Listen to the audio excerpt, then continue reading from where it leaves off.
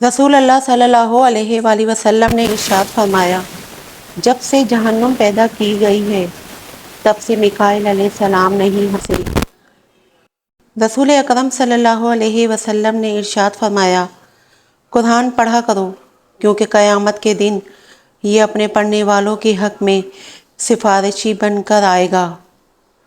رسول اللہ صلی اللہ علیہ وسلم نے ارشاد فرمایا، مہمان جب آتا ہے تو اپنا رزق لے کر آتا ہے اور جب جاتا ہے تو میزبان کے گناہ مٹا کر جاتا ہے۔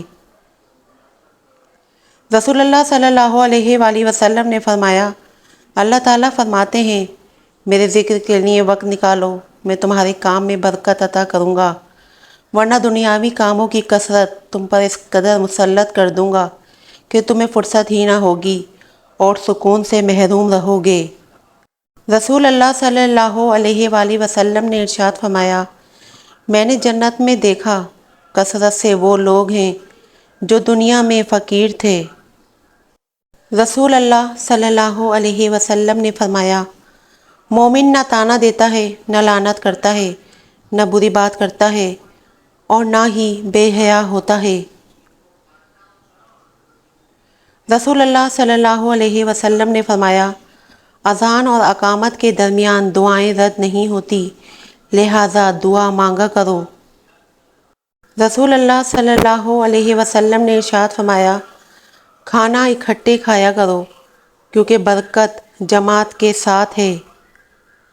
رسول اللہ صلی اللہ علیہ وسلم نے ارشاد فرمایا، جو مومن لگاتار بیمار رہے اس کو بخش دیا جاتا ہے۔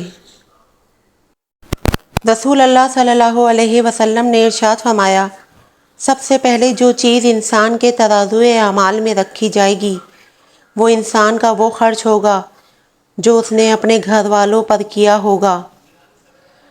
آپ صلی اللہ علیہ وآلہ وسلم نے فرمایا، تم سب اپنے حق میں صرف خیر کی دعا کرو کیونکہ جو کچھ تم کہتے ہو فرشتے اس پر آمین کہتے ہیں۔ رسول اللہ صلی اللہ علیہ وسلم نے ارشاد فرمایا، سب سے زیادہ ناپسند اللہ تعالیٰ کو وہ شخص ہے جو سب سے زیادہ جھگڑالو ہو۔ رسول اللہ صلی اللہ علیہ وسلم نے فرمایا، کیا میں تمہیں جہنمی لوگوں کے بارے میں نہ بتاؤں؟ ہر سخت مزاج، بد اخلاق اور تکبر کرنے والا جہنمی ہے۔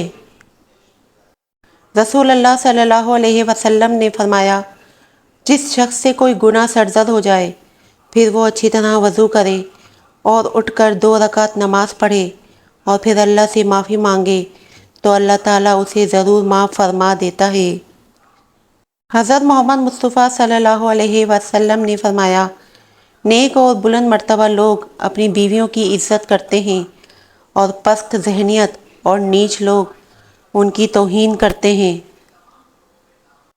رسول اللہ صلی اللہ علیہ وسلم نے ارشاد فرمایا، جس شخص پر تنگ دستی مسلط ہو جائے وہ مجھ پر کثرت سے درود پاک پڑھے، اس لیے کہ درود شریف تنگ دستی کو ختم کر کے کثرت رزق اور حاجات کو پورا کرنے کا باعث ہے۔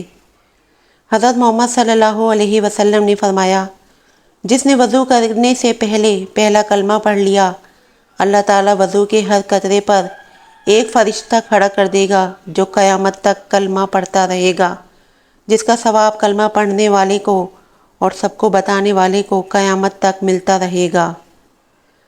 رسول اللہ صلی اللہ علیہ وآلہ وسلم نے فرمایا، مظلوم کی دعا اللہ تعالیٰ بادلوں سے اوپر تک پہنچاتا ہے، اس کے لیے آسمان کے دروازے کھول دیے جاتے ہیں اور رب کہتا ہے، میری عزت کی قسم میں تیری مدد کروں گا، بھلے کچھ مدت کے بعد ہی کیوں نہ ہو۔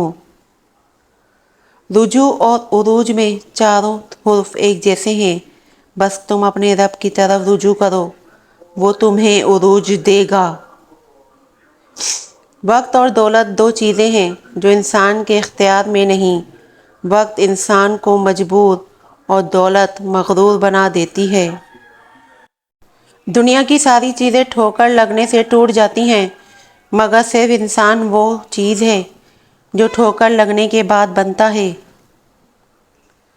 نہ جانے کیسے پرکھتا ہے مجھے میرا خدا، امتحان بھی سخت لیتا ہے اور ہارنے بھی نہیں دیتا۔